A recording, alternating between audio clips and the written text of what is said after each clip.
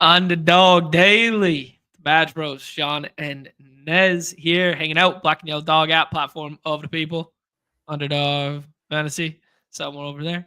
We got a loaded 12-game MLB slate, the return of the massive slates. Every team in action today. Gonna be a lot of fun. Talk through a couple underrepresented spots in my mind right now. But that being said, it's a 12-gamer. There's 24 stacks to choose from. There's some pretty good pitching on the docket there. There's going to be spots that are just naturally underrepresented there, Nez. And then we will jump in. We're thinking Pitbull. I think we're thinking Pitbull right now, but we'll jump in one of the time box contests after that. How you doing, my friend? Doing well, doing well. I'm getting ready to blast off on some WNBA. Oh, very nice. Just pulled down some fresh projections, and yeah, I'm gonna do what I do best and type in a whole number, and let the RNG gods take the wheel from there. Love it, dude. We using the unabated projections for that bad boy? Yeah, I just pulled them down. Yeah, it's a nice slate for WNBA. 5 games. I think I might have dodged a bullet. Time will tell. Okay. Time will tell, because for Father's Day, Bree and I now are, we're WNBA fans. I was talking about this the other day. Yep. And she got me tickets to a WNBA game. Mm-hmm. And she's debating between tonight's game. They play a back-to-back. I can't believe WNBA teams play back-to-backs. I'm like, you don't play that many games. You don't have to play back-to-backs. Anyways, right. We're going to tomorrow's game against the DC Mystics. She almost got tickets for today's game because Caitlin Clark is they're playing the Fever. Caitlin Clark is truly questionable with a groin injury. So could you imagine sheckling over, giving over $500, $600 for 2 tickets, and Caitlin Clark doesn't suit up? That would have been a bummer. So not like I'm rooting for her to sit, but like small victories. A couple Skolanskis in the pocket if she sits this evening. It's good EV. Good CLV. Definitely. Oh, she got ruled out. Oh, there you go. Thank you, guys. Wow. So adjust the ranks. Just happened? Wow. Yeah, she's now out. Heaven's sake, she's now out. So. Oh boy. All right. Well. That. Oh boy. Here you go. Dale Tellen just realized he's got a chance at the playoffs in the solo shot. Love to see it. Congratulations. Get it. That's awesome. After that one. Yeah, it's almost full-fledged stacking sweat and dingers time right now, dude. It's we're getting there. But before that happens, guys, 7th inning stretch over the weekend here. Nez has the rankings up for all YouTube members there. And if you happen to not be a YouTube member, I get it. But it's only $5 a month. But Nez may or may not make them public on Saturday at some point in time for everybody to be an enjoyer of, and get in those 7th inning stretch. Nothing to sneeze at. 20K up top for a baseball contest. No, we like that. We like that. We like that a lot. Reese Spooked hit me up in Discord. I just sent him over a link. If you watch a show a lot, man, and I know you, I'll shoot you over the link. You can get an advanced copy before I share them on Saturday.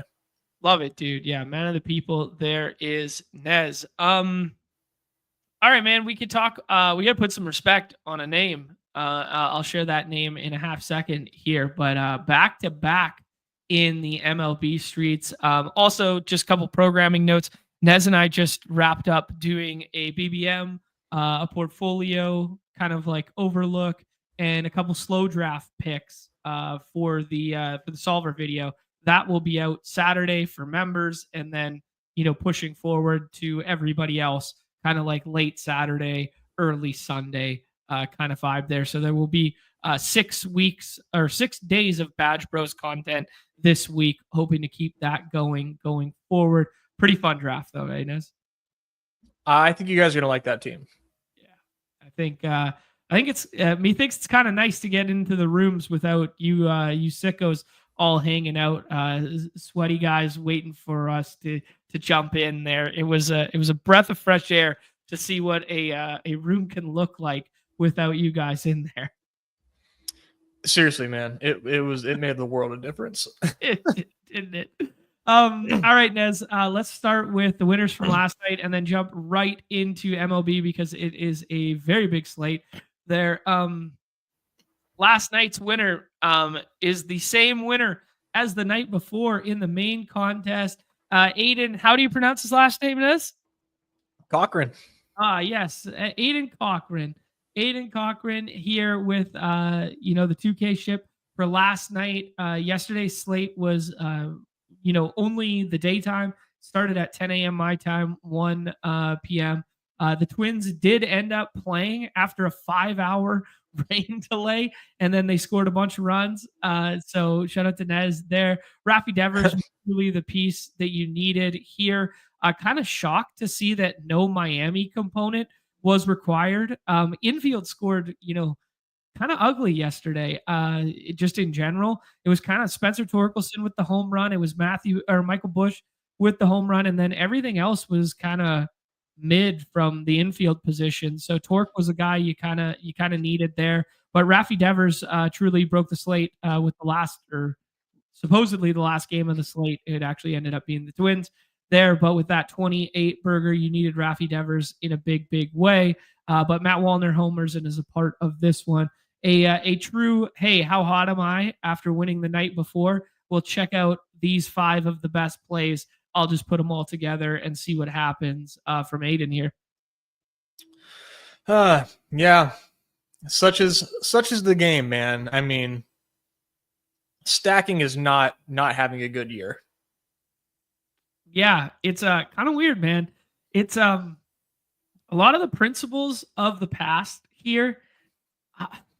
I don't know, man. We've been doing a lot of football research too, and we're learning about these games. And you and I have had conversations on stream for 3+ years that like these games are nowhere close to solved, and that's why new players can come in and have success right away and that sort of thing. I don't know. I don't know what the optimal roster construction in baseball is, man. When the contests were smaller and a little less top heavy, we saw a lot of leaderboard scooping back in the day from 5-man stacks and onslaughty stuff like that, mixing and matching pitchers and scroll the F downs as part of stacks. And then this year, man, we've seen multiple one-offs. We've seen multiple 2-1-1-1s get home where it's just like plucking the best home runs. You need closer to optimal this year than you ever have before because the contest sizes are growing. 7,200 entries today. You got to be near perfect in hunting those home runs. I don't know. What are your macro takeaways right now? No, I think you just kind of nailed it, man. With the contest getting bigger, yeah, you gotta be more perfect. And yeah. I mean, these are 3 like home run hitters, like Busch has power, Torque has power. Obviously, Ohtani, Devers have power. Wallner, all he does is have power. So, I mean, like, hey, 5 guys who could probably hit a home run, put them on the same team and see what happens. I mean, it's not a bad team, right? It's like, if we were to build a 5 one-off team, we'd probably do it pretty similar. Yeah, I mean, definitely some targets that we liked yesterday. Like I told you, I was all in on Cubs lefties yesterday's show. I told you after Torque homered that he was one of my highest owned. So they were definitely guys that we were in on. I was less in on Rafi and the Wallner stuff I talked about. I didn't even think the Twins game was going to play, so I just full faded that. And then Ohtani at Colorado is just like the 1-0-1 and hits one to dead center. There, Colorado kind of fell on its face yesterday. Man, talk about the resurgence of Clayton Kershaw. Like we kind of waved him just because he wouldn't pitch enough in our minds because it's only 23 innings. That's being fair, right? And they've all been like 5-inning starts. But Kershaw low-key back here and going to be pitching at home next time out for 3,000 career Ks. So pretty cool to see this resurgence of Kershaw, man. Yeah, it's impressive. It's impressive for sure. I'm definitely not rooting against him. I think he's a legend. So that's pretty sweet. Yeah, likewise, man. Always been a big Kershaw guy, but shout out to Aiden for this one. Ken 50's up here. Fam's up here. Wood Pony, who's sometimes watching, I know is up here. Vinny D, who's always around. I like Kitties, who's always around, is up here as well. Di Marks has been, mixing it up around the top, but hasn't got that bink yet. Actually, maybe one this year. but I don't think he's really realized his potential, because Ty Marks has been always up here as well. So shout out to those players as well. Nez, let's get into it, man. 12 games today. We could start with, as we always do, with the weather and that sort of thing, but I will bring up the unabated run totals to start here, and we can walk through kind of weather as we go. We get the Athletics in that small park in New York there. We get those lefties from the Rays that we love going to Baltimore, where the left-handed power has played so well this year. Guardians and Cards up next. These are all 8.5s, 8.5s, 8.5s.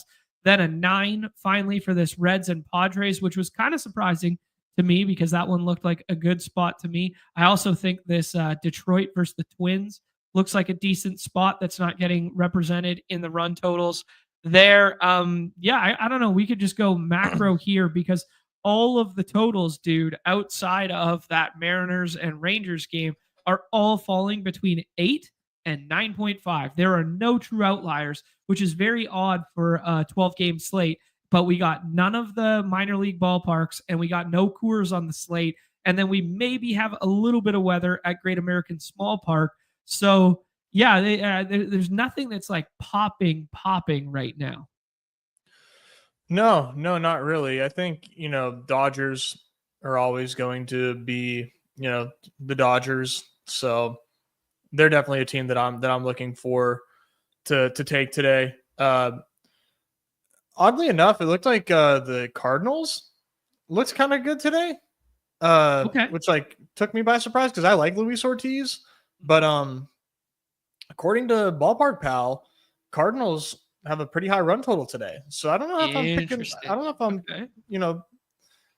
I don't know if I'm aligned with that, because I like Luis Ortiz. So I just thought that was pretty interesting. I just built some quick Cardinal stacks when I saw that because they were so cheap. I'm like, well, all right, if Ballpark Pal's correct, I'd like to be in on that. Mm-hmm. But yeah, otherwise, man, it's a super duper choose your own adventure type slate. Yeah, no, well said there. Yeah, Ballpark Pal, this was, Morel's on the cover. Insanely high on Morel today with that left-handed power at Great American Small Park. There going against professional pitcher Nick Gonzalez there. Morel? Say again? You said Morel? Who did you mean? Yeah, Jackson Morel. Jackson Merrill. You said Christopher Morel. I think Christopher Morel. Dude is on one, eh? 2 for 2 on botched. Making my head spin. Oh man, all over the place here. Nez, any potential weather concerns and that sort of thing? I'll jump on over to Roth here. Everything on the East Coast over the course of this weekend is potentially like East Coast and Midwest going to be kind of like a little bit dicey, but I think the majority of it's set up to play.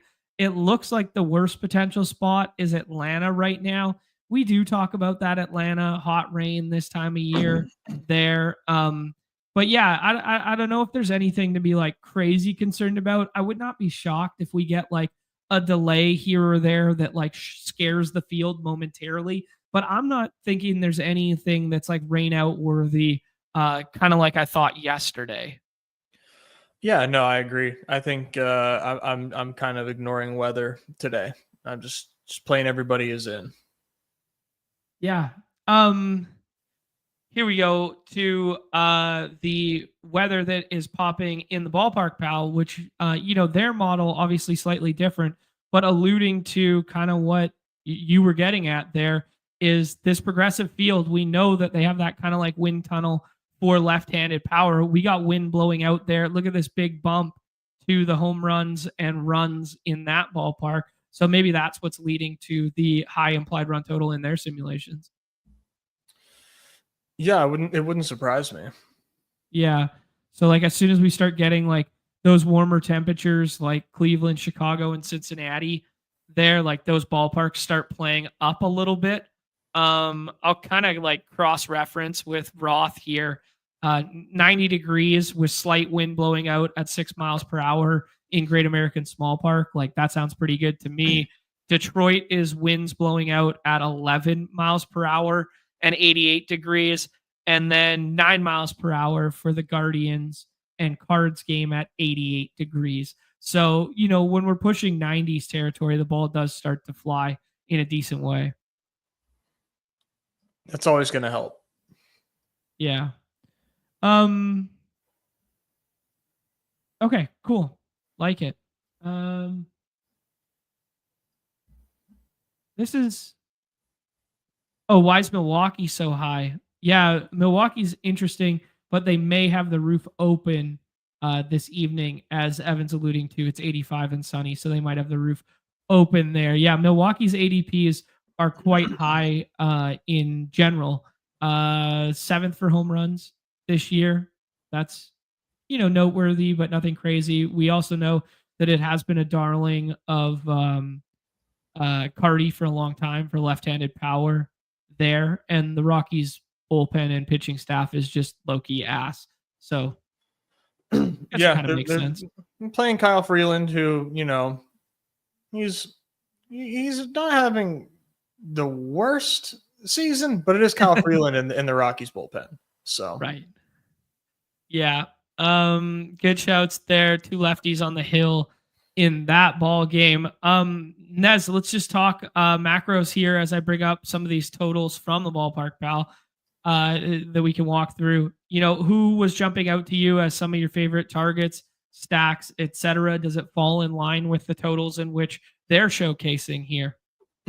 Yeah, I'm pretty in line with them. I mean, Padres and Cincinnati, definitely one that sticks out to me for sure. Hard not to want to have a piece of that, right? I mean, it's small park. It's the Padres against Nick Martinez. Like, I don't see any reason to not want to try to get in on that. Dodgers, like I said, of course, Noah Cameron is just like the biggest results merchant of all time. Okay. But I think, Dodgers are going to be a pretty tough task for him. And then, I think my sneaky one is going to be the Twins and Tigers alike today. With the wind blowing out in Detroit, I don't really care about either of these starters here. I like both these lineups against. So Detroit's got Sawyer Gibson Long pitching. Twins have David Festa. I like both these guys to get rocked today. So cool. Those are fun, sneaky spots.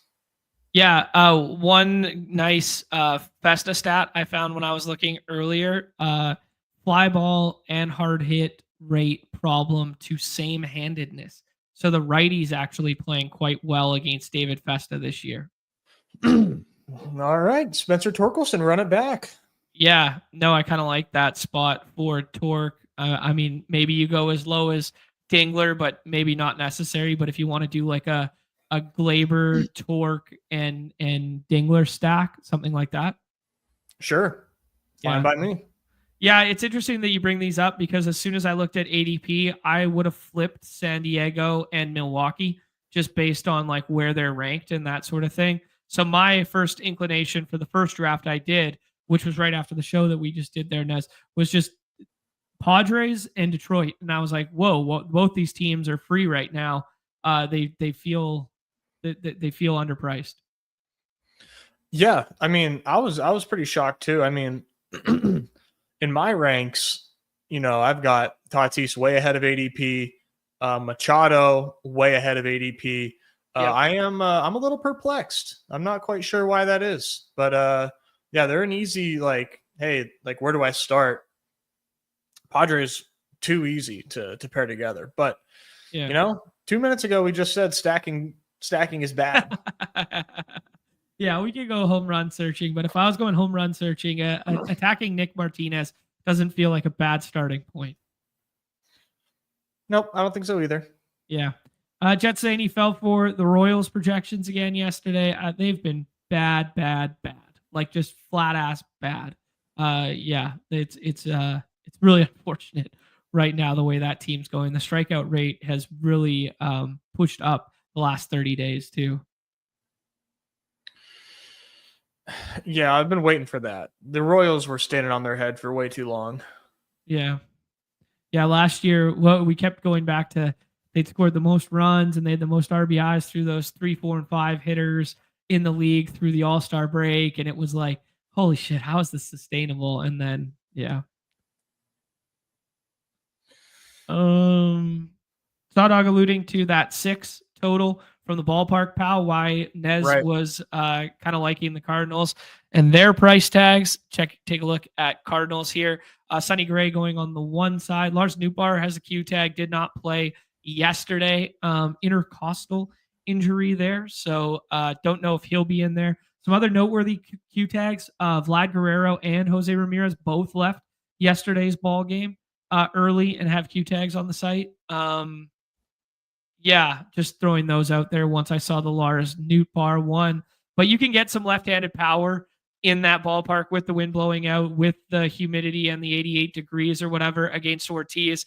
And you can do like Donovan, Burleson, and Gorman as like a stack, even if Nootbaar doesn't go today. Okay, Jose's already been ruled out. Thank you. Okay. Yeah, thoughts there, Nez, on card stuff?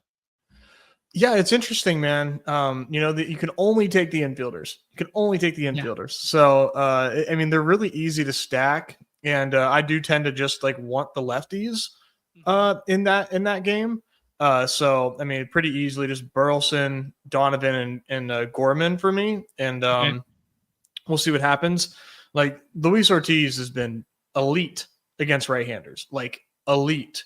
So, if you're gonna do it, you need to do it against the lefties. In my opinion. Okay. So it would be nice if Nootbaar plays, but like, man, Fangraphs is down right now. Yeah, what's up with that? I don't know. Too many people checking out roster resource today, I guess. But yeah, I don't think Nootbaar plays. That doesn't sound like an injury that you just like play through. That's really painful. Yeah, good shout there. Yeah, I do like where you're at there, particularly the lefties here is a good shout. I do kind of like that 3-man there, and then using like a couple like one-off home run pick to clicks or that sort of thing. Kyle Tucker returning to Houston for the first time since the big deal there, although it is lefty.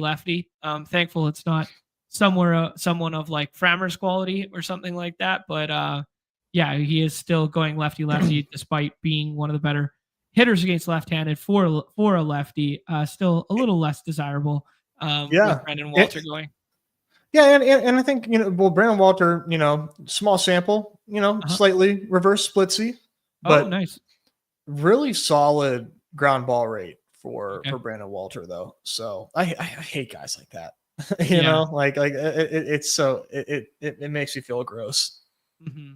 Yeah, it does feel gross going like lefty, even if they're good against lefties versus a ground ball guy. Yeah, but the WOBA, from what I'm seeing, looks better for lefties. ISO better for lefties. He gets hit hard. It's just hard hit ground balls. Yeah, respect that. Anyone else we want to talk up or down here? Like Aaron Savali's been really bad. Since joining the White Sox there. So, I mean, getting Giants out of their home park despite putting up runs yesterday. Giants are free outside of Raffy, who put up that 28 burger yesterday with the home run. Yeah, I mean, if you want to start stacking like, some left-handed, I mean, I'd mix in some of the righties too, but want some contrarian outfield options here to do like Heliot Ramos and Yastrzemski with Devers and then do like a 2-man stack in the infield of the Cardinals or whatever. So my question is, John, like, who the hell is getting drafted? Everybody we talked about is like not getting drafted. I mean, and it's not, and it's the truth. ADP is just like, this is a good team, not getting drafted. So who the hell is the field taking today? Yeah, I think the field's gravitating. Obviously, the Milwaukee stuff stands out, but I think the field's gravitating to a little bit more of the one-off variety stuff where like Pitch is saying it in the chat there. It's a ways back, but kind of just feels like the stacking hasn't been getting home on these bigger slates. It's been getting home on the more to 5-8 gamers. So like today feels like a 2-1-1-1. So like guys are just enamored with the names in which they can click in the 5th round of a 12-gamer comparative where you can still get, Mookie Betts in the 5th sometimes. You could still get Kyle Schwarber in the 5th sometimes. So people are doing a lot more of just one scroll the F down stacking partner alongside these studs. That makes sense. That checks out. But wow, I'm shocked by that. Yeah. I mean, if you go into this slate, Nez, from a macro, like how do you think roster construction would ideally set up for you? I know in practice it might not end up setting up that way if you have to do some autoing and you have real life responsibilities. So you're doing some 1-4s and 3-2s or whatever. But if you had an ideal approach to today's slate, what roster construction would you be working with? I think I'd be like primarily 3-1-1. I think it's a good way to like stack and get some one-offs. But considering today's 5K, I might shoot the moon and do more twos and 3 one-offs, like Pitch was saying. Like I think that might actually be like the best way to capitulate to like what's been winning is like get like a skinny and then shoot for the moon, because we haven't seen dailies this big before. So I think we kind of have to adjust, like you said. Yeah, I'm gonna adjust to a standing desk. Continue. Yeah, sure. Yeah, no, I'm in lockstep with you there, where it's like, this is a slightly different game than we've been playing over the last couple years. Also, the pay scale, man, I've really been noticing it as like someone who plays like 30, 35 a night and usually is quite concentrated in terms of stuff. Man, if you don't hit like the nuts, like even a top 10 finish, like doesn't get you your entries back, right? Because the pay scale is so skewed towards the top of those 5, 4s, and 3K prizes. It makes me want to think that like either I have like a targeted spot that I want to get to where I don't repeat the same combos within said targeted spot, or I go like pretty flat across the board, just trying to bank that one isolated spot. You get what I'm saying? So it's like, I want That's exactly where I'm at. Yeah, I want to predetermine before I walk into a slate, like, is today 25 entries of like all Padres because I think they're mispriced and underrepresented by the field? Or is today more of the stay tethered to the chalk and then mix in 2-man skinny stacks that are underrepresented by the field? Yeah. So I've been thinking a lot more like macro before going into a draft. Yeah, when I won the last time, I went off. Like I hit the nuts, and I had a good night. I had a few in the top 10, and that was sort of like my MO going into the season. I'm like, all right, if I'm going to win a slate, like I want to win first and like have a lot of other like winning lineups too. You know what I mean? Like I want to win a lot when I win. And I had to resign to the fact that I'm going to lose a lot of slates on the whole by doing that, and that's going to be a pretty tough mental hurdle. But like I still come back out and I'm like, I still call my shots, I still call my spots, and I still get concentrated knowing that like, hey, when I do win a lot. Like I was down by like 3K, and then when I hit, like I'm like all of a sudden I'm in the green by like 2K, like it was literally like a 5K night. And that's just one night, as opposed to like, over the course of the season of kind of like bleeding out a little bit. That's how I like to play, just based on like how I have to play. But, if you had the time to sit down and draft, you're going to be way, way, way flatter, like way flatter if you can help it, for sure. Yeah, I think it's a little bit different than like redacted, or a little bit different than if you can get full volume in of the 150s, because if you're playing 150 on a given night, I don't think you want necessarily in baseball to have more than like 30% of like anyone kind of thing. No way. If you're playing like optimally, and like that would be reflected on redacted if you're 150ing every single night outside of pitching and taking stands on pitching like that.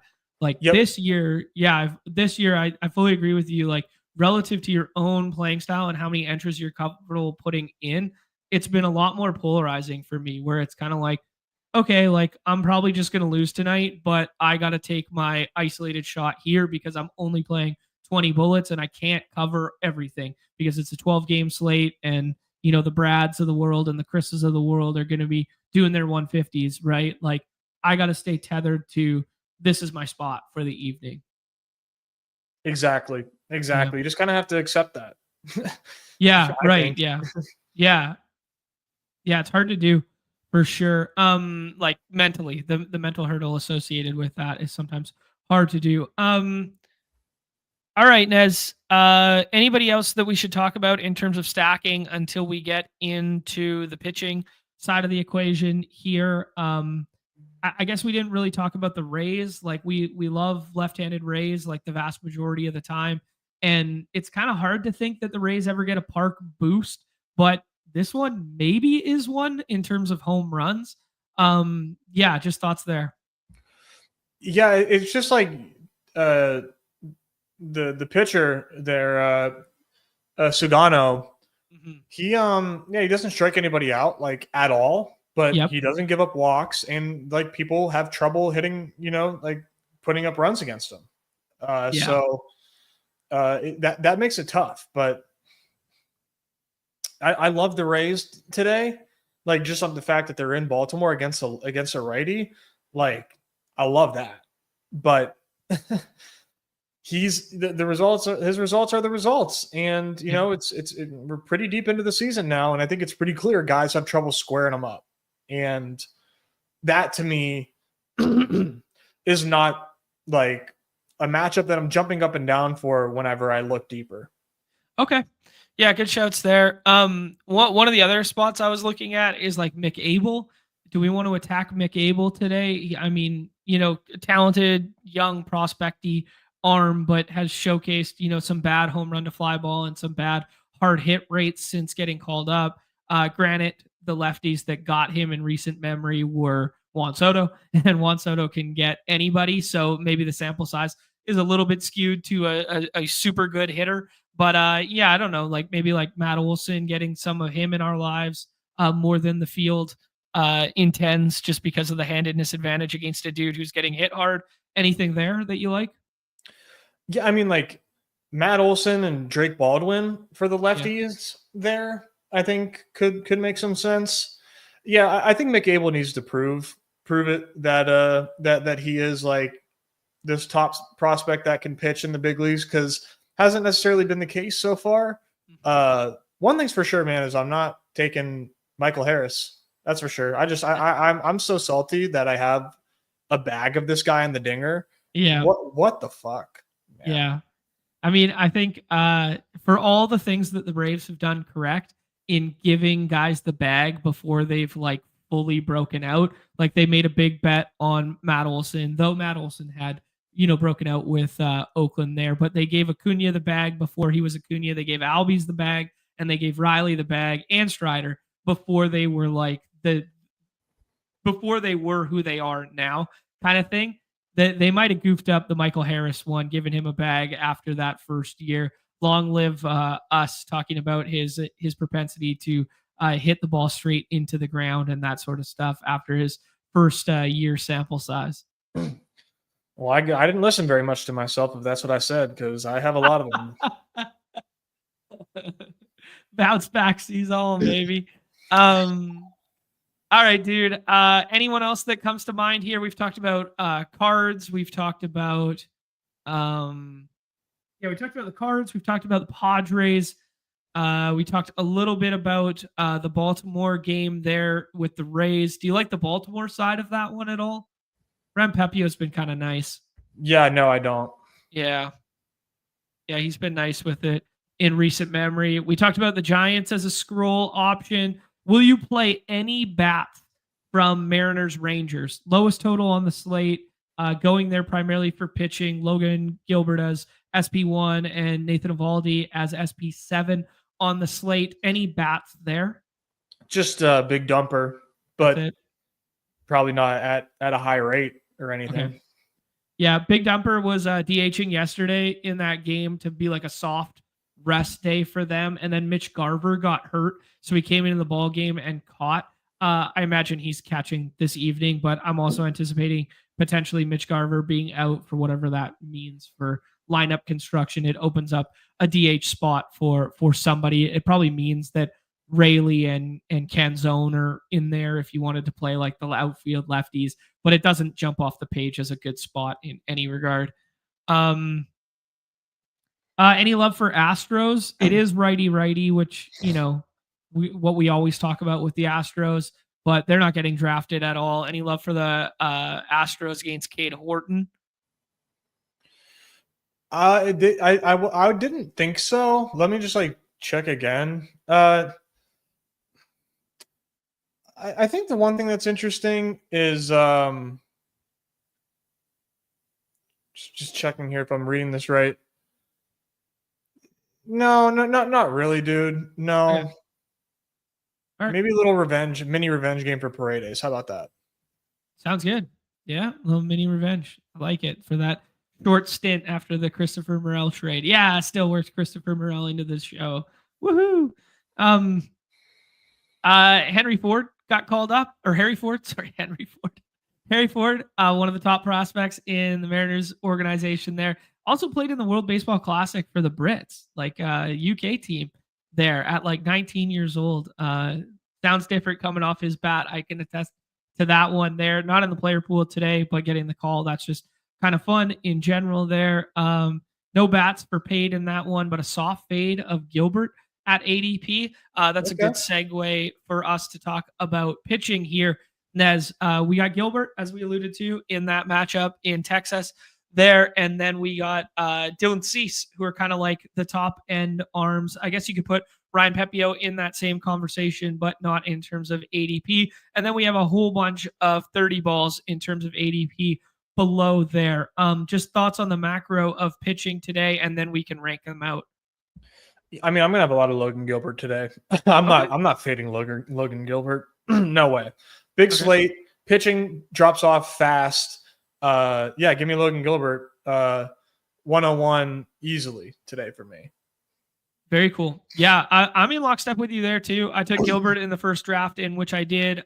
Cease, we talk about the bang bust, boom bust nature of him just in general. That ballpark scares me a little bit for him, but he's been going nice.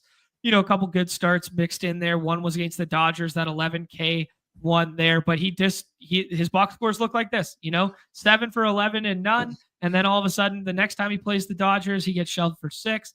That being said, it is the Dodgers. Then he comes back and he gets his pitch count worked to the moon early in this one and loses the strikeout rate stuff against Kansas City there. So yeah, Gilbert, the more consistent of the two in my mind, where he's not going to sink your good lineups that you happen to get home with the bat stacks. So I'm in agreement with you. I like him as my SP1. Let's rank it out from there. Sonny Gray too for me. Nice. Okay, cool. So you're not as scared about the wind tunnel and that ballpark. Obviously, most likely missing Jose Ramirez today, which is big. He's out. So big downgrade to that lineup with their best hitter being out there. So Sonny Gray showing some nice stuff with the strikeout rate. Yeah, I like him. He feels like a really safe option. ADP 30, so you don't necessarily have to reach for it, but I really like him today. Cool. Pretty polarizing one that we haven't touched on yet is Yankees and A's. Obviously, that ballpark, just plays so well for bats at times there.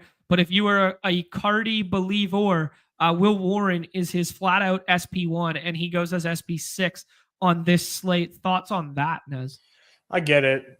Strikeout rate for both, for Warren and the Athletics. I think positions Warren for a major ceiling game. I like Warren a lot, man. But he could put up a negative number today too.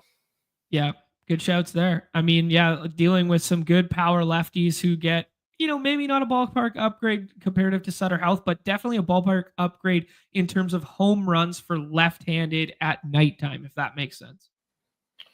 Yeah, for sure. And I mean, Warren is not completely invulnerable to that stuff. So yeah, I think that's an interesting contrarian stack that we didn't get to, but yeah, a little Soder Dong. That one seems kind of nice. Or Nick Paz in the middle there, putting those two together. Yeah, for sure. Yeah. Is Soder back yet? Actually, I didn't look here. He thought did he miss a was. game. Okay, cool. Yeah, he missed one game. Maybe it was just a team off day. Okay, cool. Because I got him in like one of my only few managed leagues that I still pay attention to with the buddies and stuff. So that's the only reason I knew he missed like one day. He was just like out of the lineup. It must have just been lefty. It's hilarious to see Jake Miz getting the treatment of Paul Skeens now, where people draft him even when it's not a day in which he's starting. That's so goated after a couple starts in his career there. Jose Quintana as a scroll the F down against a bunch of right-handed Rockies there. Is that too cute with it? Or are the Rockies bad enough from a strikeout perspective that you can get to it? No, I like it. Okay. I have them ranked. Okay, cool. I kind of glossed over the Cease and Pepio just because you said you liked Sonny Gray. Do you like Cease, Pepio, and Landon Rupp ahead of Will Warren today? No. Okay. No. Okay. Cease is I do worry about the lefties against Cease. Like it's not like a huge ceiling, don't get me wrong, but like I think I would go Gilbert, Gray, Warren, Cease. Gilbert, Gray, Warren, Cease. Cool. That checks out. And then Pepio. And then Pepio. Okay, cool. Yeah, I mean, Pepio's box scores, man, consistent as all hell in recent memory. And a bunch of those starts were in a way worse park for him, right? Yeah. And the Orioles suck. Don't forget that. That's true, man. I've been chasing that dragon all year. Don't have to remind me that I just keep going back to the well with those lefties and just go, O'Hearn, Rutschman, and Gunner over and over and over again. I play on these slates and it just buries me every time. Yeah, I think I'm done with them. I think I'm officially done. Yeah, we gotta quit. Any love for like Dustin May, although he, sometimes flashes the strikeout rate, sometimes does not, but he's had some double-digit appearances in recent memory there against a team that's really scuffling. Jose Barrios against that Devers-less Boston team. Nathan Eovaldi versus Seattle. What do you think? I mean, they're all fine in theory, but like, there's really no point in getting to those guys considering everybody else we just talked about. Okay, sounds good to me. All right, dude, let's hop in and see what it looks like on the fly here. 7,200 entries for today at that $7 price point gives us $5K to the big winner today. Love to see that. But yeah, as we alluded to, real stark fall offs from like 1 to 3 and stuff like that for those top heavy prizes. So, if I was playing multiple bullets today, which I will, I'll play my 25 to my 30 as I am prone to do. But if I was playing, like that 150 and stuff, I would be not getting overly exploitative on a slate of this size and this structure. No, exactly. Right. I mean, there's so many teams that you can get to today that are in good spots. Mm-hmm. It doesn't make a ton of sense if you can help it, but a lot of us can't help it. Right. Yeah. Yeah. The realities versus the theoretics of playing these games because they are time consuming, right? Exactly. More power to you if you can. Yeah. Just jumping back to unabated here to check out some of the pick'em potential stuff. We could use the DFS pick'em tool here alongside the Bat X projections and see if anything's popping in the lobbies for us in a half second as well. Ooh, Gunnar Henderson, not bad. Yuri Perez. No shit. Yeah. Yuri Perez is showing a little bit of stuff there. Nice to see Yuri Perez back in pitching. Hasn't pitched particularly well since being back, but good to see. We got that Mick Abel matchup for Ronald Acuna, or we could prioritize pitching with Logan Gilbert. Thoughts, Nez? Definitely not Logan Gilbert here. Let's go Acuna. Okay, sounds good. So you definitely have, even though you like Logan Gilbert today, you have a stopgap of taking those first couple before that? Oh, yeah, I like Gilbert, but I'm definitely going these bats ahead of him for sure. Okay, sounds good to me. Yuri feels mispriced in the 7th inning stretch. What is his price tag in the 7th inning stretch? I mean, it's like free, but I mean, he's pitched like shit since he came back. So Yeah. That's why you're able to get him whenever you want. Yeah, only 11 innings thus far. I would take some swings on that as a scroll the F down in the last round there. Like he's throwing hard, that's for sure. Yeah, I mean, dude, he missed a full season with TJ, and he's still the second youngest pitcher in all of baseball right now. Wow, how about that? Yeah, it's crazy, eh? Not just a pretty face. Old John Boy pays attention a little bit. He learns a thing or two out here. Oh, I think for this next pick, we could do our stack right away and then shoot the moon. Sure, I'm about it. I mean, I like the Matt Olson spot. I was gonna suggest doing some San Diego stuff because that's where I believe Fernando Tatis Jr.'s ADP should be. And he was taken there. It's actually 17, but friend of the show Respooked taking him at 6 there. Yeah, still like Jackson Merrill, still like Matt Olson here, still like who else do you like? I mean, there's a lot of guys. Yeah. There are a lot of guys you can take, man. Well, it just depends on do we want to do the Matt Olson thing right away or not. Let's do some scrolling stuff. So let's do like Ellie and Olson and then pick like 2 scroll the F down one-offs as like picks to click. Okay. I like Ellie today, like just in a vacuum. Not the greatest matchup in the world for him, but we get him back to the left side there and a pretty good park for some run scoring. I was just going over to the tweet machine here to see if we have any lineups yet. We do have the Cardinals lineup already, and Nootbaar is in it. So Nootbaar, yeah, that's big for your card stacks, especially of the scroll variety. Yeah, and they're all the scroll variety. Yeah. Big Dumper is going to be in the home run derby. Love to see it. Home run derby is stacked this season.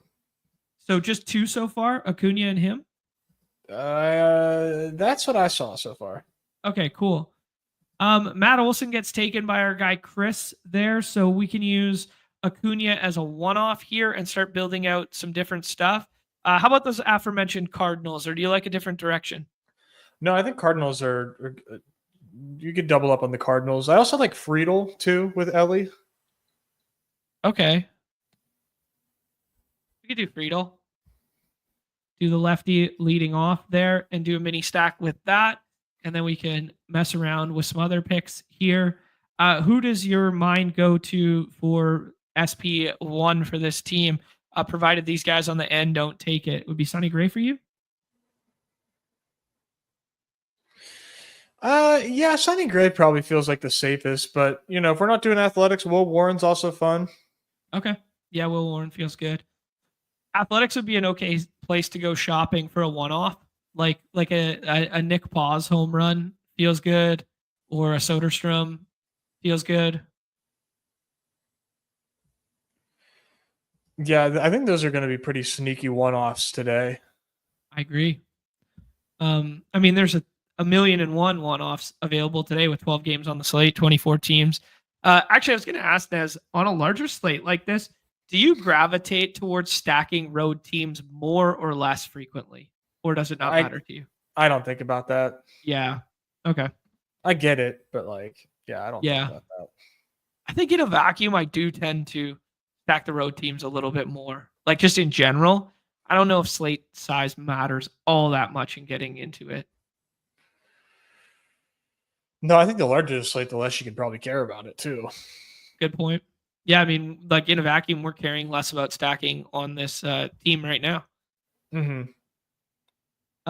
Yeah, this is crazy. Abolish the all-star voting by fans. It's fucking dreadful and insane. Like James Wood getting outvoted by like Andy Pajes and who was the other one? Teo? Something like that. Like it's abysmal. I just think it's funny. Like this has been the format forever. Everybody gets mad all over again. Yeah, every year we just get mad about it over and over. Do you want to do the Will Warren thing and then do 2 one-offs, or do you want to do Sonny Gray and then do one-offs from Athletics. Let's do Warren. Let's just play the ceiling. Okay. Will Warren, a guy in hindsight, we probably should have been treating similar to Canning and like those guys of scroll the F down SPs in the dinger, eh? You can get him in the stretch. Where do you have him ranked in the stretch? Like probably a dozen spots ahead of ADP, which is approximate. Like 160s. Okay. Yeah, that seems reasonable. Just because like you could, but people are going to be way more hooked on the recency bias stuff as Let's hit some one-offs here, dude. You like Torkelson? Yeah, let's do Torque. Torque with the Festa having right-handed power issues there. Torque as a one-off feels okay. And then we can go any position with the last one-off if we see fit, or we can add on to red stuff and get some more contrarian leverage off of Dylan Cease. In terms of like contrarian leverage stacks, though, I think the Reds will be the most utilized of any stack against a high-owned pitcher. High-owned, obviously only being 16.6% given the draft landscape. But yeah, that makes me want to play a little less Reds today, like just in general. But yeah, thoughts on that? It checks out. Yeah. Who are you thinking here for a last one-off? Let's just throw a whole bunch of names against the wall and put them in the queue here. Obviously not going to stack against our own pitcher, but I do think those lefties for the Athletics feel good as one-offs or feel good as a skinny stack. Any other guys you want to throw out here? I think I would probably throw in a Dodgers outfielder. Dodgers one of these righties. Dodgers got hammer stacked already by Chris. He did all of them basically. Maybe Teo. Teo. Yeah. Yeah, we didn't talk about Dodgers as a stack yet. Obviously, Teo, a low-key lefty killer. We could do Teo as a one-off here. Dodgers typically not a team that I choose one-offs from, so let's go ahead and do that on this one. They're kind of like a team that I use Teo in stacks. I don't use him as a one-off, but no reason he can't homer twice off Noah Cameron and get home. Noah Cameron been a little bit of a results merchant, but also been pretty consistent, dude. Yeah, he's due to get smashed though. Like I don't care. I don't believe in Noah Cameron. I get it, but like, is this dude seriously good? Like, come on, is he 2 ERA good? No, but he's like the prototypical like thumber lefty who catches you off balance, right? I hate that. I hate those guys. Your team's built on them. Hey, we have one. Heaney? Falter. Bailey Falter too. Heaney kind of fits that category too. Heaney strikes guys out. That's true. He doesn't throw hard anymore though. No. At least he strikes guys out. It's true. Pretty interesting team here, Nez. Will Warren, then the skinny stack of the Reds with Friedel and Ellie there, and then some one-offs. We do Ronald Acuna, who has a high ADP, and then we do Spencer Torkelson, and then Teo, who's a little bit underrepresented in terms of his power relative to handedness advantage there. Obviously a tough park to hit home runs, but playing a little bit up according to the Ballpark Pal today, and the Dodgers have that 5.3 implied run total there, which looks pretty good compared to some of these other ones on the slate. Sure does. Nez, do you want to build out some bro science home run pick'em entries, or do you want to do one more draft? No, let's do a pick'em. Okay, let's take a peek at what some of these home runs are doing. Evergreen reminder that these are the moon shooters of the program here. What kind of names come to mind here? I was thinking about some of those Athletics. I was thinking about some of the right-handed Tigers, I was thinking Jackson Merrill. What do you like? Well, let's see what Merrill looks like. That's a 186. That's not going to be touchable for us. That just doubles down on the notion that he's a good pick in the draft games. I could do Torkelson 2.7. 2.7 for Torque. That feels good. Homered Yeah. yesterday. Festus struggled with the righties.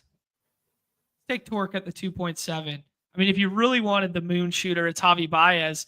Oh, speaking of all-star votes, it's Javi Baez at the bottom of the order there with that 4.35 there. It's incredible. Yeah. Brendan Donovan 3x ballpark pal special.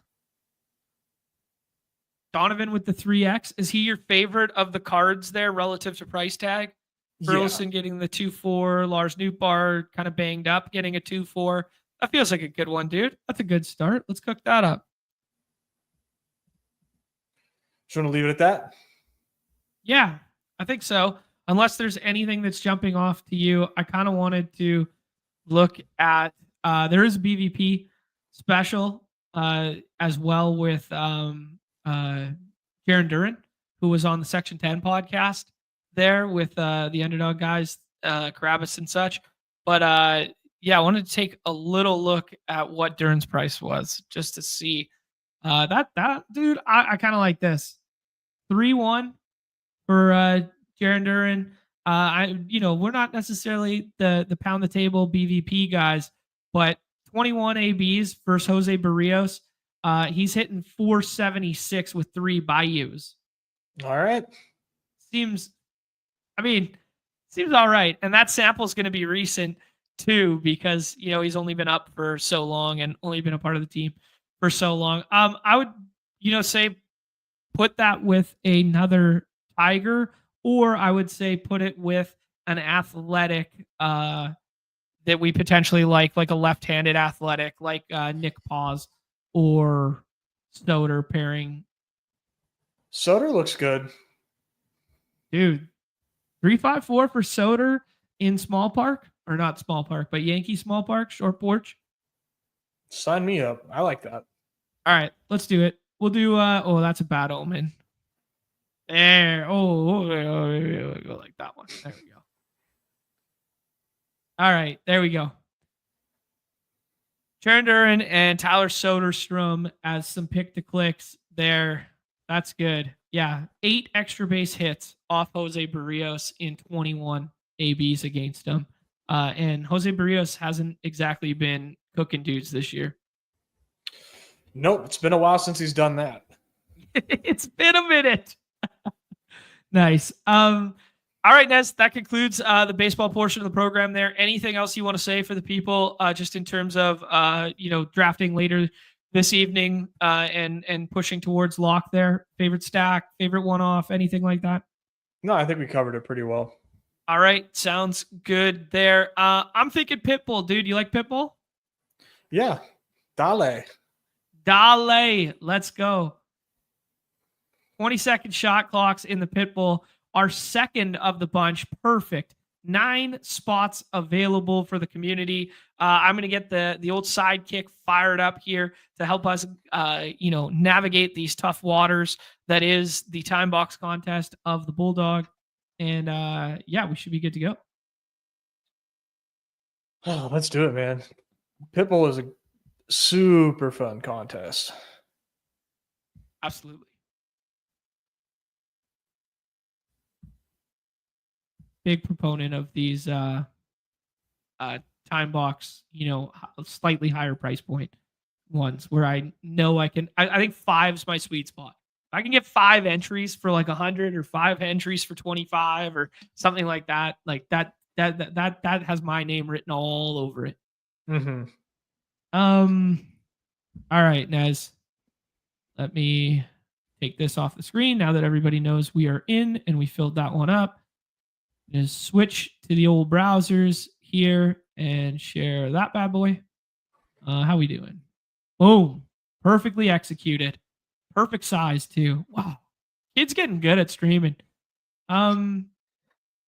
All right, dude. Shout out to the community because the community showed out in a big way. We're going to have a tough room here. Holy smokes. We got Miller Time beside us who's going to be cheering fiercely against me.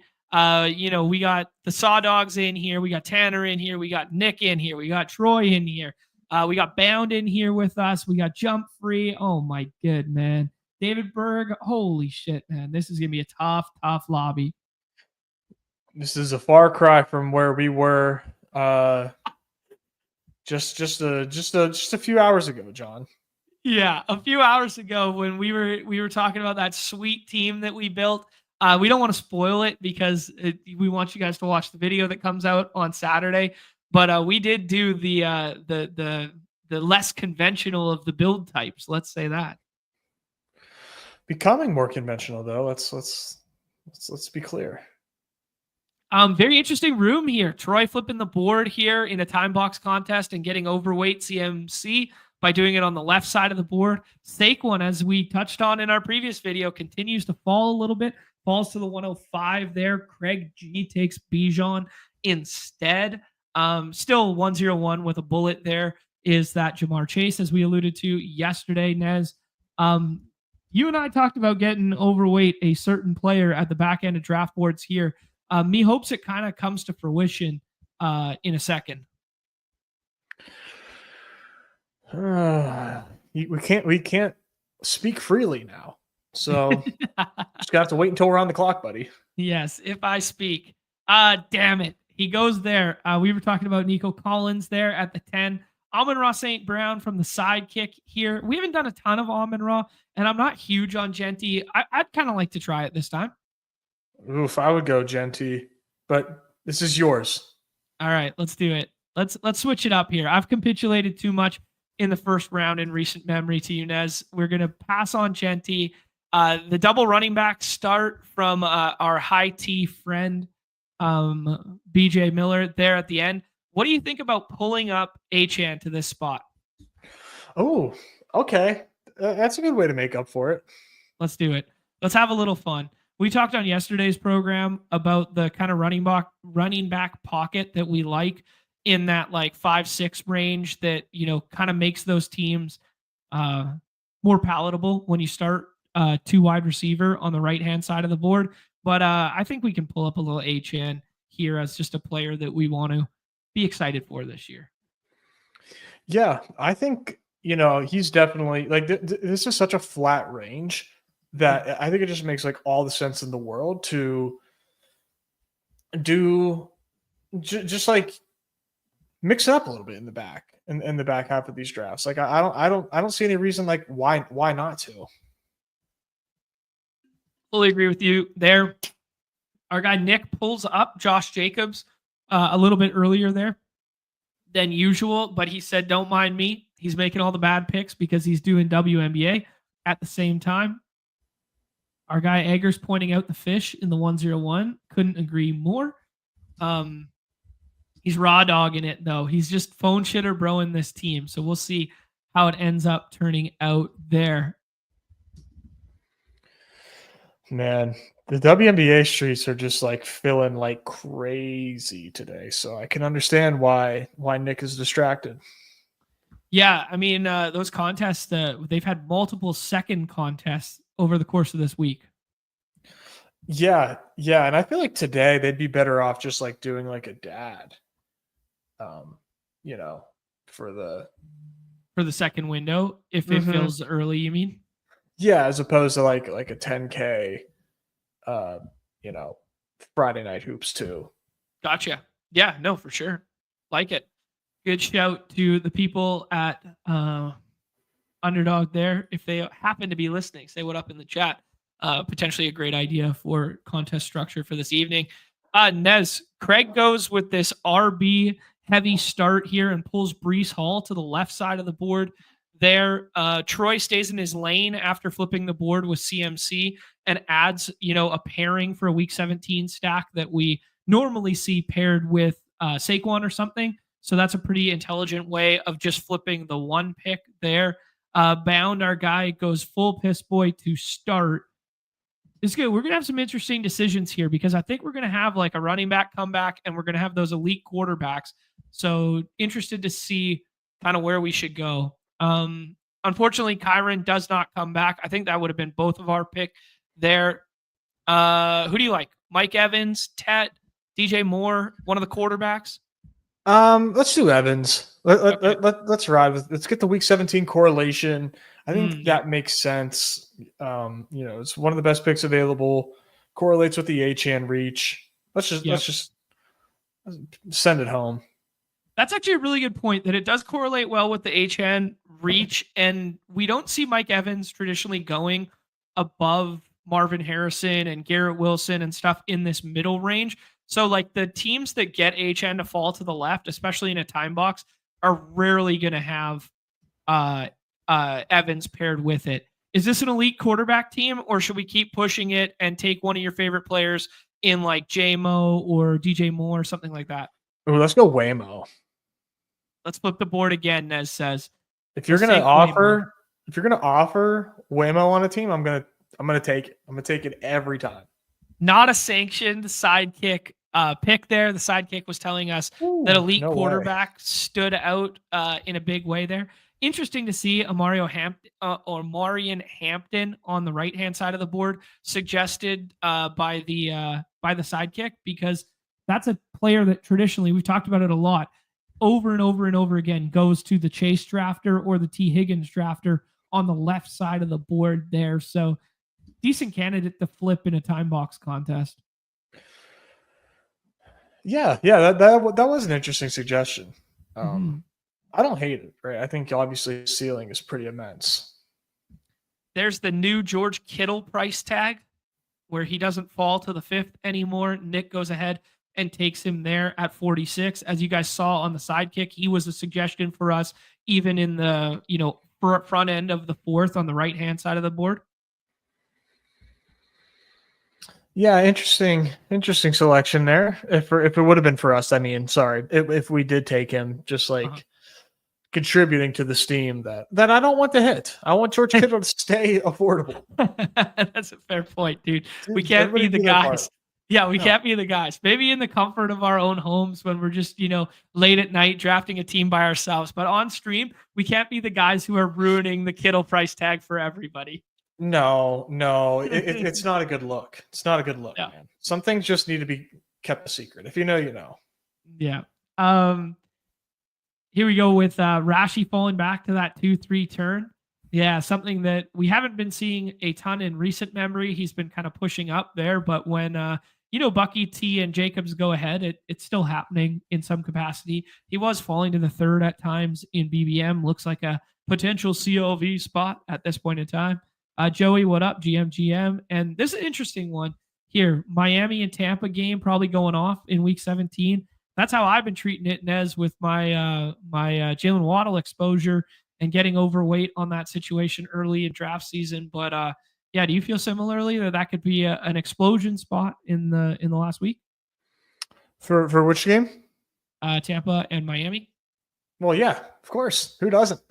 That's everybody's like favorite game stack right now.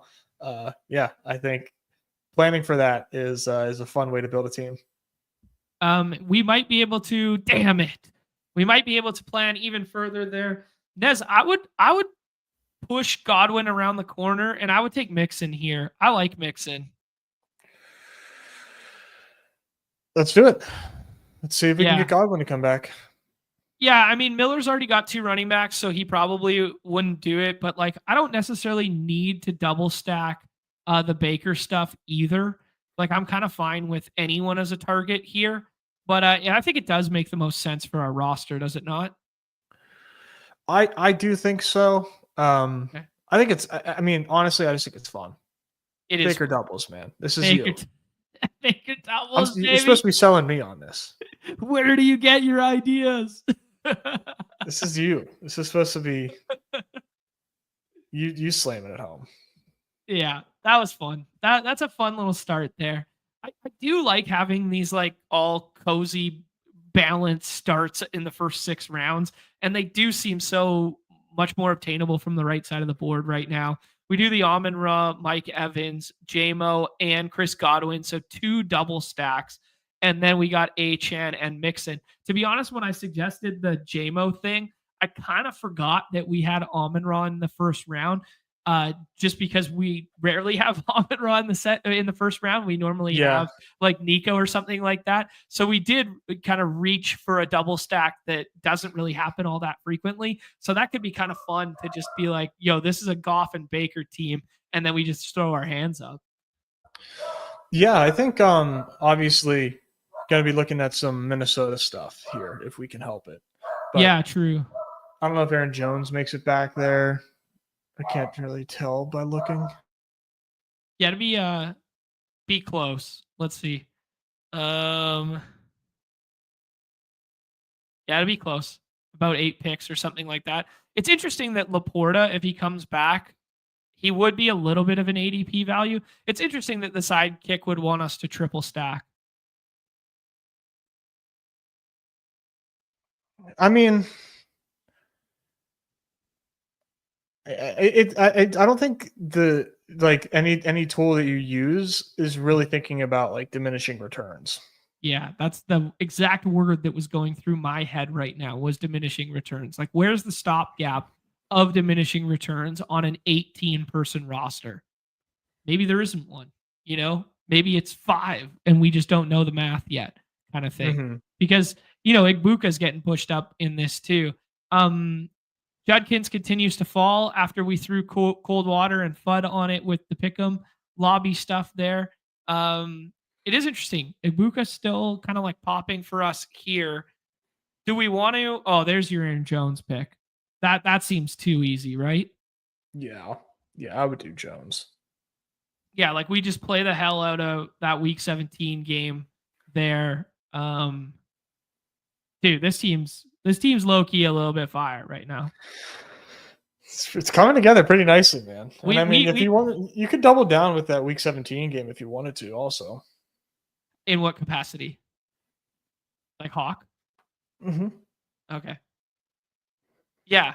I think I'd prefer to lock up Baker here so that someone doesn't do like the Igbuka Baker thing. But if our mindset, especially in a time box, like that's what's being suggested to us. Both are being suggested to us. Mm-hmm. No, you're right.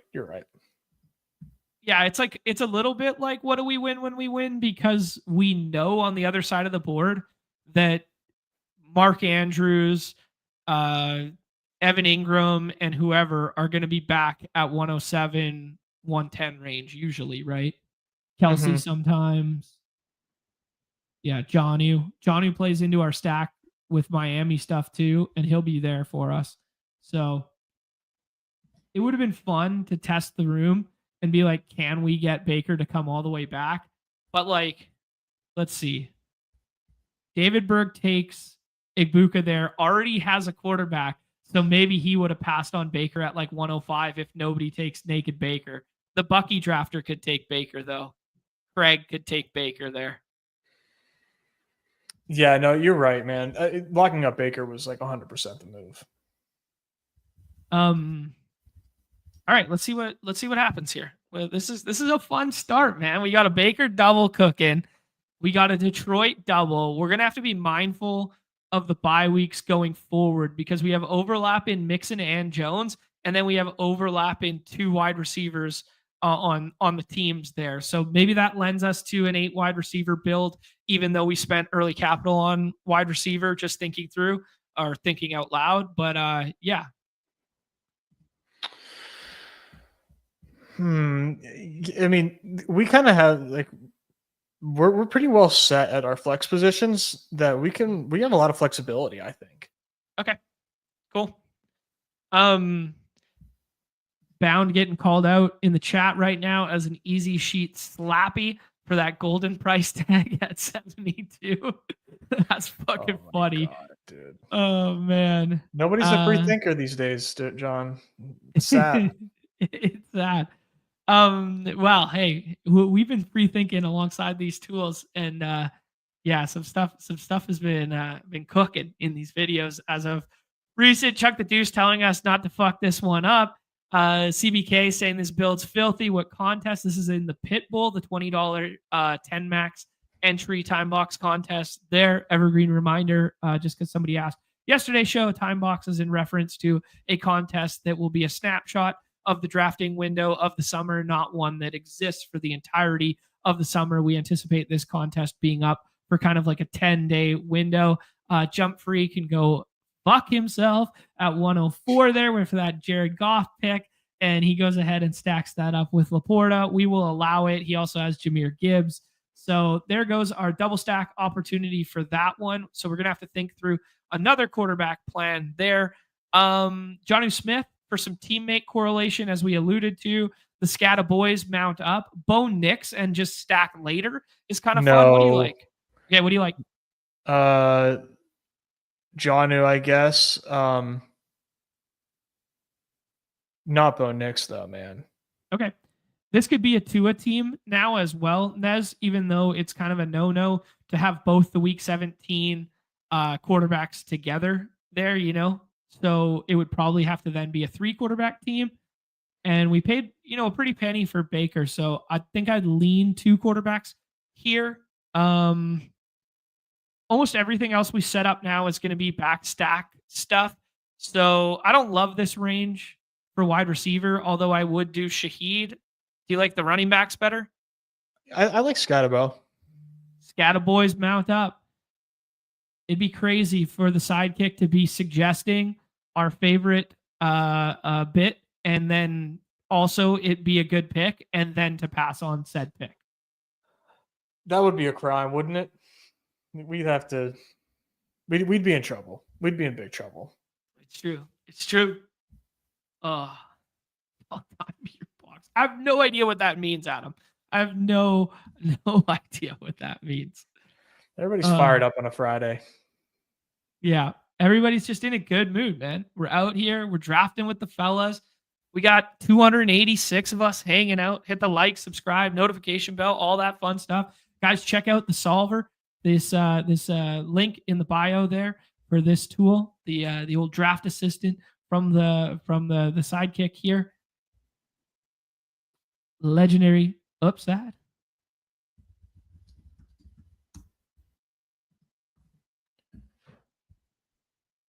All right, so we got two tight ends here. We're definitely done at tight end. Or no, we only have one. Sorry. One. Okay, well, thank God we took Jonnu then. Okay, I was thinking at first I was like Yeah, it's an interesting balancing act right now because I imagine the Sidekick's going to want us to take Cade Otton at some point and do it even as a third tight end. And that's like the tipping point of do I no ball or no drafting better than the Sidekick does, And John, I'm going to take the Sidekick every time if those are my options. I hate to say it. My track record speaks for itself, bro. Is that something that you want to say? Hey, you're talking the big Zamboni champ here, bro. My fault. Yes, people forget. Fault, bro. People forget. talking a little too crazy about you. All right, let's see. Miller's complaining about getting his stack sniped. Which stack did he get sniped? Let's see. I don't think he got any stack sniped.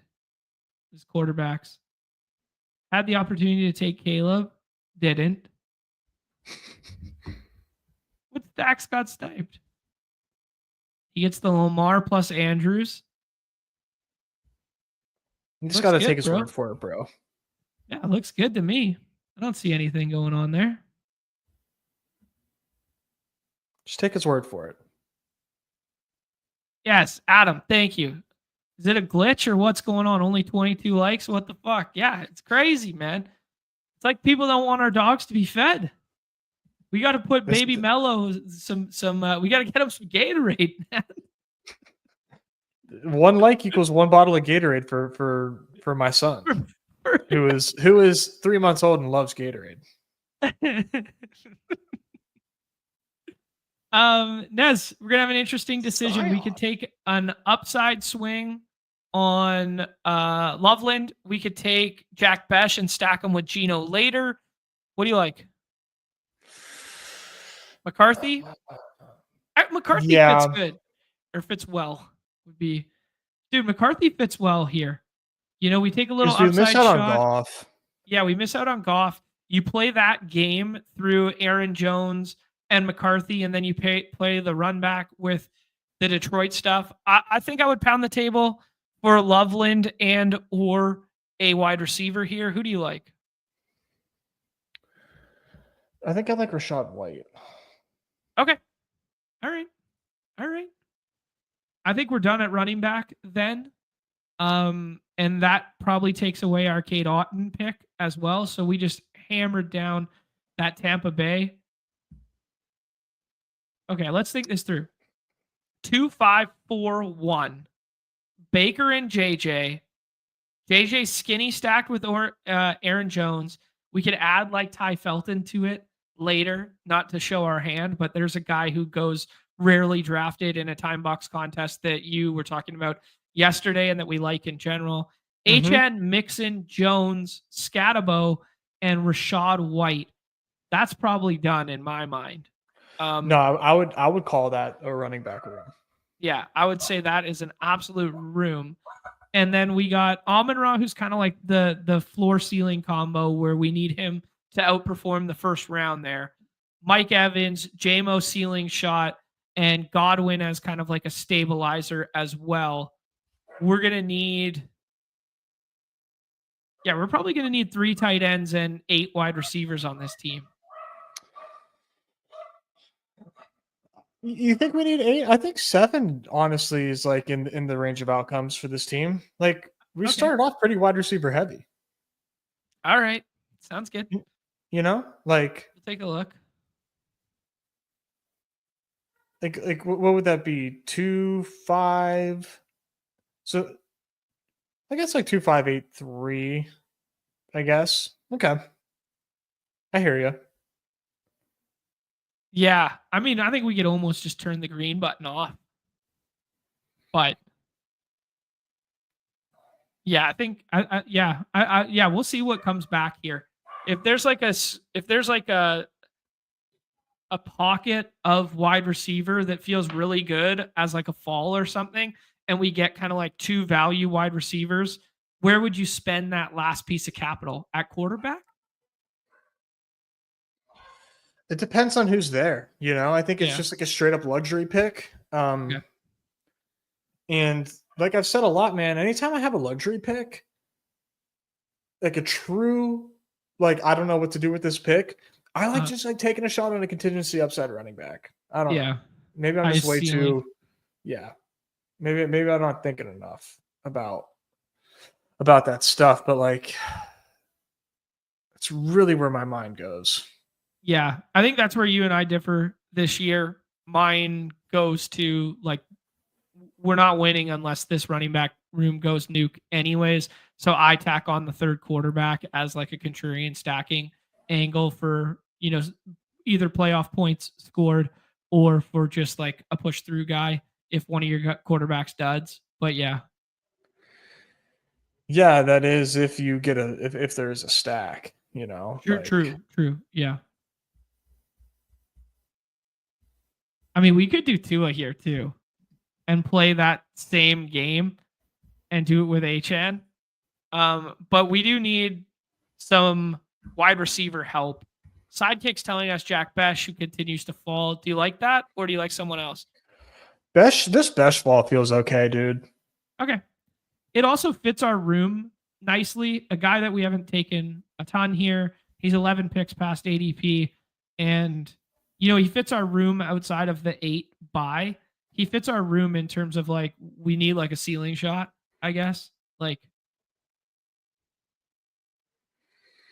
yeah, and like we just need a wide receiver. We need a wide receiver. Getting a fall on Besh. Yeah. It's if you wanted to do Gino here, you could, but I kind of like the idea of doing Tua, man. The Sidekick's not telling us that, but what do you I like Tua, dude. I think we made a pretty big Dolphins bet. Yeah. And I don't mind the week 17 overlap for quarterbacks if we do have another out and we have that other out in JJ, right? Mm-hmm. Dude, this team low key fucks right now. High key. High key. Yeah. GM to our guy, Awen Terrace for stealing his Tua. I mean, you can't expect Tua to come all the way back for the Tyreek drafter. You already got 2 quarterbacks. You're fine. There you go. We are terrorists. Correlates with Scatabo narrative. Who was that in reference to? Besh. Nice. Yeah, get that week 17. Good shout. Those are the Raiders and Giants, because it's like cross divisional or cross conference is like what was like one of the hardest games to memorize. Right. Because they're such an unlikely pair. Yep. Yeah, good shout. 3 Browns running backs getting drafted every time is crazy. It's true. Wait, who's the third? Ford. He doesn't go every time though. Adam, nobody drafts Jerome Ford. He was early on, man. That's guys, tune into our video that's going to drop over the weekend. Nez and I had a conversation about the fluidity of like these back end picks, so I won't double down on that same convo. But there's another name, Nez, that we didn't throw out that was like a dude who was in the pre-draft window and in the post-draft window getting drafted at 100% frequency in that round 15 through 18, and now is just out of sight, out of mind, you know? Yeah, I mean, I suppose Ford comes out of this season as the top dog in that backfield. But, like, boy, do I doubt it. Nice. Yeah, I didn't mean it necessarily as like a bull case for Ford. I meant it more as just like the fluidity of these back end picks. But in isolated windows, we fucking pound the table. Like, yeah, that's a good pick. Like, yeah, Ford fell at ADP, but now he's like not even in the ADP anymore. Yeah, no. And I mean, him and Singletary kind of have like similar, like, you know, windhorse emojis attached to them. Right. But I think Singletary is like a very safe fade, man. He was healthy at the end of the season. They just stopped using him. Yeah, good show. Good show. As far as I know. As far as I know. Yeah. Motor, baby. Got so jacked up watching the hard knock stuff. I'm calling him motor all the time. I fell for it. Yeah. All right, Nez, we're gonna be up here, and then I want to hit on a couple things in the chat. Dude, I knew this was gonna happen. They love to just super correlate and take Cade Otton as well. Another 17 game stack piece there. Shipley, Alec Pierce, Demario Douglas, DeAndre Hopkins feels okay. Does it? Give me a name. Pop Douglas. Okay. I'm becoming more open to Pop Douglas, man, as I indoctrinate myself further into, you know, Drake Mayology. Drake Mayology. Nice. Sam Darnold and Miles Sanders go there. It's going to tell us we want tight end here. I think we got to spend on tight end at least the top 2 picks. The Cade Otton, is it just like too obvious, or do you want to hit something else? Let's just do it, dude. We have Baker. Who cares? The Baker quad, baby. The Baker quad. This is uncharted territories. A road we have never gone down before. How over correlated can we get in a time box contest? I mean, smaller field, less need to hit the nut outcome throughout the season. So we just hammer down on the notion that they're going to be the second highest scoring team in all of football in offensive touchdowns again. And they score 46 touchdowns again, and they stem primarily through the passing game. I mean, why not? Who says no to that? Baker's right arm. His right arm is why it's going to work. Yeah, no, this is fun. This is fun, man. CBK touching on the narrative of like, yeah, McCarthy just starts scoring a couple on the ground there in week 17 to seal this bad boy up for us. I'm dealing with that. I'm loving that. Quid Pro Quo is asking or saying that round 10 onward are all luxury picks to him. I mean, I won't fight you on that. I won't fight you on that at all. I feel very similar in some regard, man.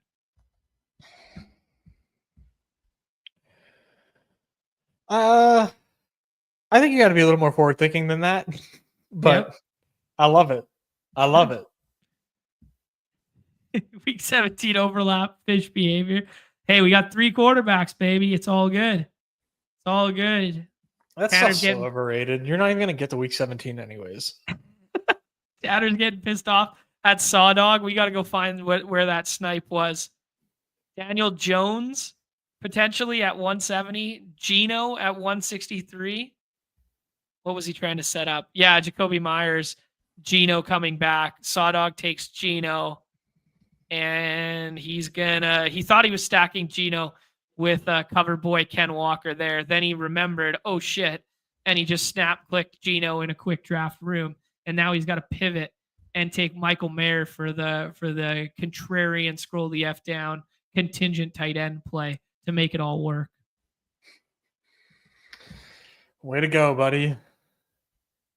You could take Donta Thornton too. I've done it once or twice and it does work out.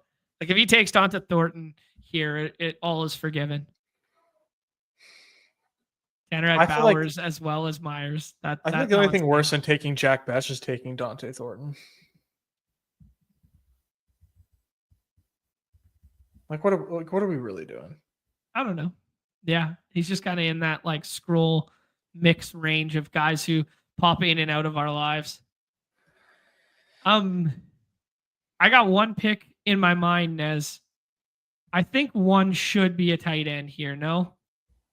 We got a 3-5-6-2. One wide receiver, one tight end, or do you think Jonnu and Cade is enough to go to battle with and we could take 2 wide receivers?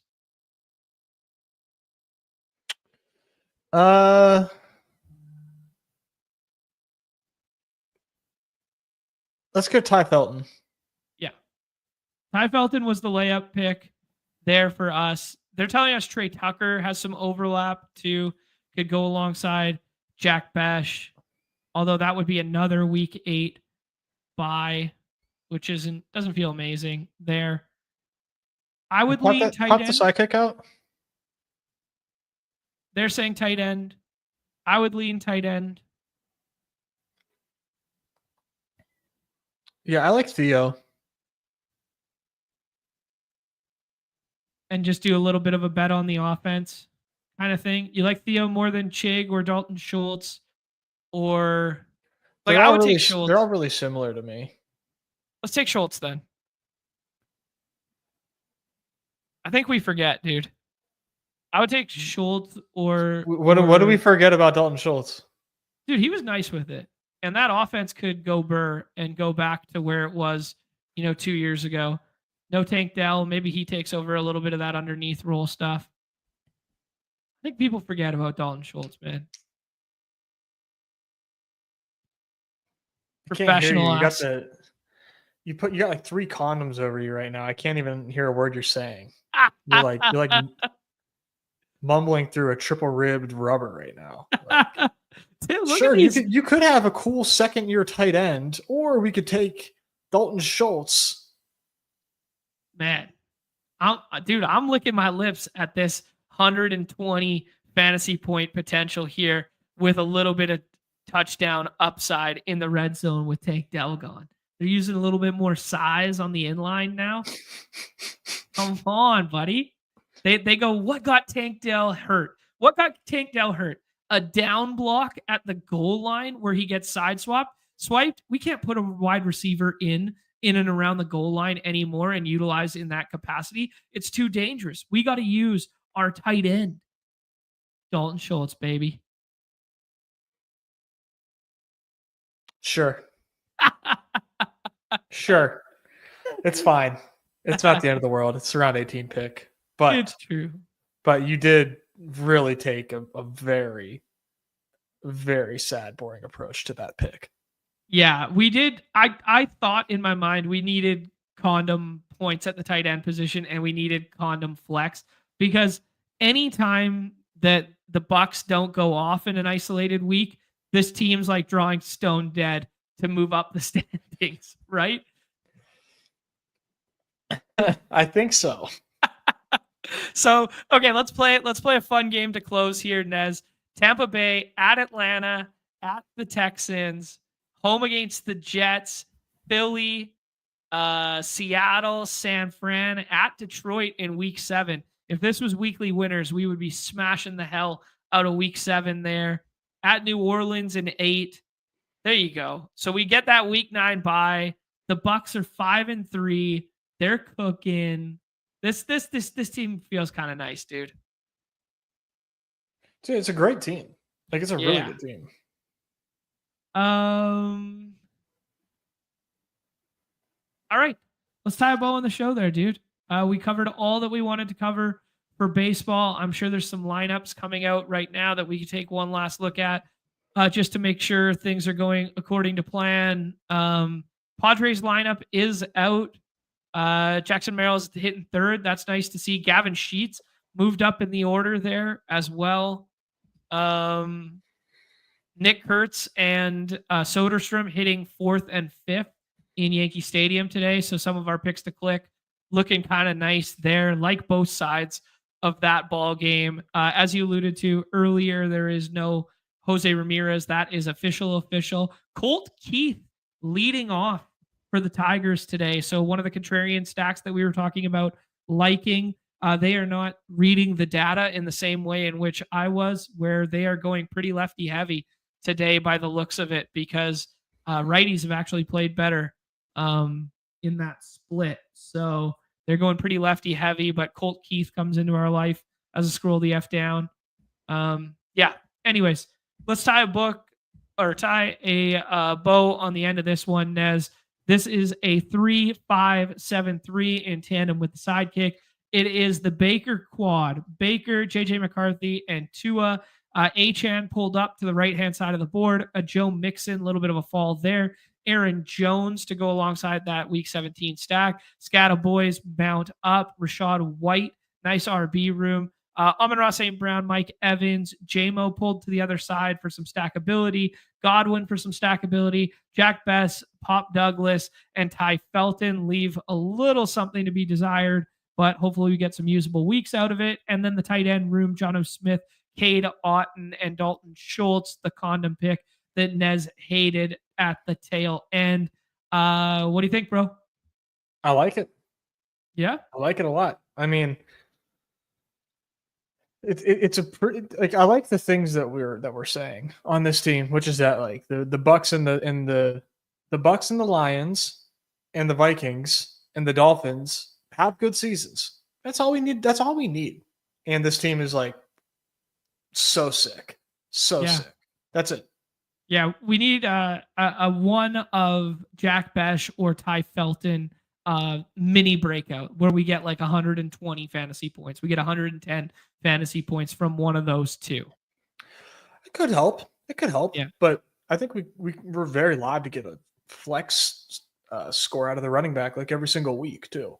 Right. And speaking of flexing, Bound wants us to flex all over the people. We got the highest projected UD points after the draft has been completed. So we won the draft as usual. T-Bear pointing out that the turntables have turned where I've gotten conservative in my old age and Nez is getting me to scroll the F down.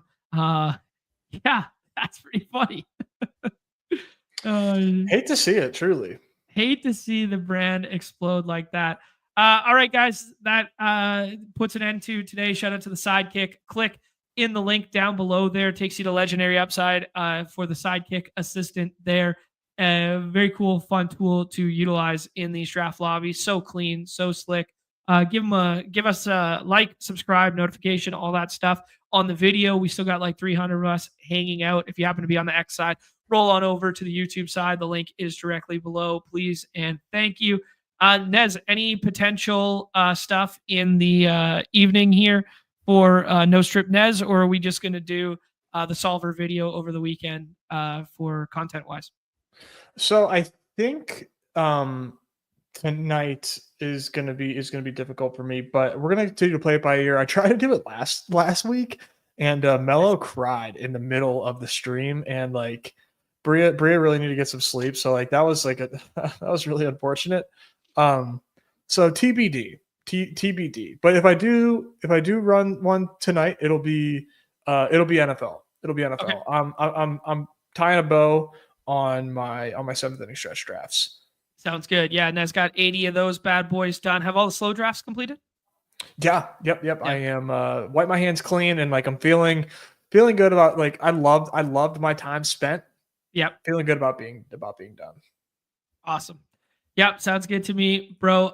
Fun team that we created there. Best of luck to everybody in the MLB and WNBA streets today. 5-game WNBA slate, 12-game MLB slate with tons more spots to fill because it's 7,200 to first. Scroll the tape back if you guys are interested in playing that. There are also some home run pick'ems for you guys there. Yeah, and then keep an eye out on the feed probably tomorrow at some point in time. What do you think, Nez? Like maybe like 1 p.m. Eastern tomorrow for members, our show will go live, something like that. Yeah, that sounds good. And then we'll see about the rest of you guys, but Membies get first crack. Yeah, Membies get first crack at the Solver show that's coming tomorrow, and then it'll be free to everybody at some point in time thereafter. All right, on behalf of Nez and myself, everybody's favorite time of the show, the peace. Appreciate you guys hanging out.